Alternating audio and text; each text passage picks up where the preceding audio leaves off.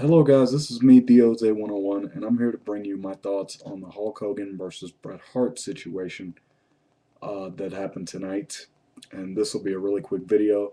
And I'm going to start with Bret Hart by saying that his return was great from a wrestling fan's perspective, but from a crowd perspective, it was like, why did he get the reaction he got? I mean, I heard there were like most adults in the building tonight. I hardly heard any kids in the crowd, and the reaction he got was just like, eh, why did he get that? I thought they appreciated Bret Hart, but apparently, if this isn't Canada, you're not going to get that type of reaction. But anyway, with Bret Hart, he comes out, cuts a promo in the crowd saying that he's missed it and saying that the screw job has been eating at him for 12 years. And he calls out Shawn Michaels, which then Shawn Michaels and Bret Hart do this little truth and honesty thing where they tell each other, you were never easy to work with. I didn't really like you for a long time, but I've always respected your talent. And Shawn, let's bury the hatchet. Um, you and I have both had great careers, and we've both been champions, and we both deserve to be friends. Which Shawn accepts that, and they even hug, which is what a shocker. And then Jericho does his little spiel and whines like, Bret, can you please be the enforcer? And Bret's like, no, you got to do it by yourself, man, because Shawn and I have made peace, and I'm not going to go out there and do that. So you're on your own. And then DX manages to defeat Jericho in the Big Show, which now Jericho goes back to SmackDown. Thank you, thank you, thank you. Um, yeah, I'm actually happy that Jericho is going back to SmackDown because he belongs on SmackDown. Help. Um, he will help keep SmackDown afloat. Thank goodness for that. The question is, can Big Show remain relevant? I don't know. But anyway, then I saw the end of the show where with Vince McMahon and Bret Hart, they had their little confrontation, and Vince just proceeds to just rip on Bret for this whole screw job thing, being like, "You screwed you."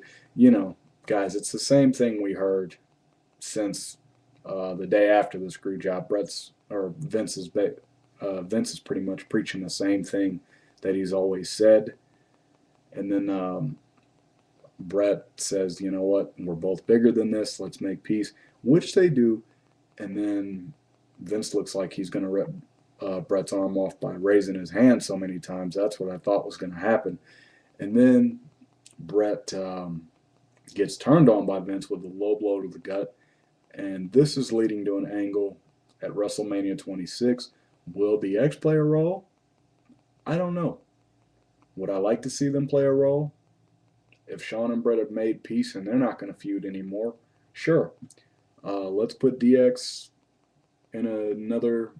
Let's put DX in a feud with another tag team. Let's have this go between Bret and Vince. Let's make that happen.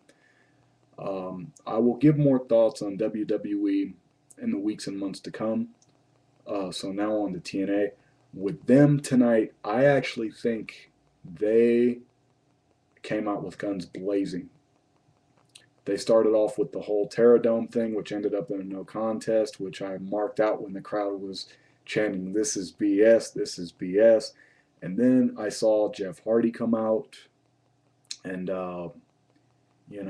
he came out and did his little thing with the crowd, and then sat on top of the Terradome cage, and then sat there bobbing his head to his music like this.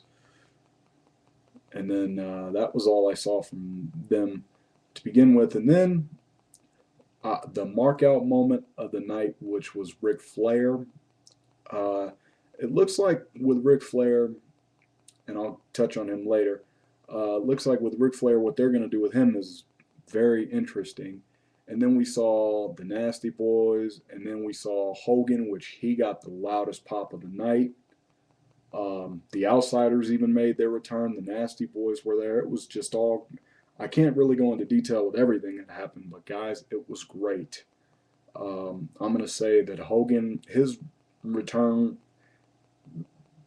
from my perspective wasn't really all that great. I like the Hitman's return better, but the crowd showed Hogan that they appreciated him and that they loved him, and he got a bigger reaction than Bret did, which was no surprise to me, being the way it was. And then to top it all off, guys, here's where I'm going to end this video. We saw a match of the year candidate classic between AJ Styles and Kurt Angle for the TNA World Title, and I saw Flair out there toward the end of the match looking on, and I actually think he's going to become AJ Styles' manager and kind of show him, how to be like a traditional wrestler and kind of give him pointers and things like that, which is what I'd like to see. And real quick too, with Hogan, the only thing I'm going to mention about him was he did his little thing with the outsiders and all that kind of stuff, and it doesn't look like he's going to join them. X-Pac was there too. And then the last thing I can remember is that he cut a promo on Jeff Jarrett, and he sounded like he was going heel by being like, Jeff, you don't really, it's all about me and Dixie Carter, me, Dixie, Dixie, Dixie. And that was it. And I had a great night tonight, guys, channel surfing both shows. And I'm sorry that I can't give you my full in-depth thoughts on both shows, but who I think won it, I know people are probably not going to agree, but I'm going to say that TNA won it, which is good, because now hopefully that can force WWE to pick it up. But the question is, did you guys watch TNA or WWE, or did you channel surf? And I would like to know your thoughts on it. What did you think of both shows? Please post video responses as to what you guys thought. Post text comments of what you guys thought. I'd love to hear them. Depending on what the ratings say, I think I'm going to make a video on either WWE or TNA on how they should improve. And I hope you guys will like that. And I'd like to thank you all for taking the time to watch this video and hear my thoughts. And I hope you all have a great one. Thank you for watching. Peace.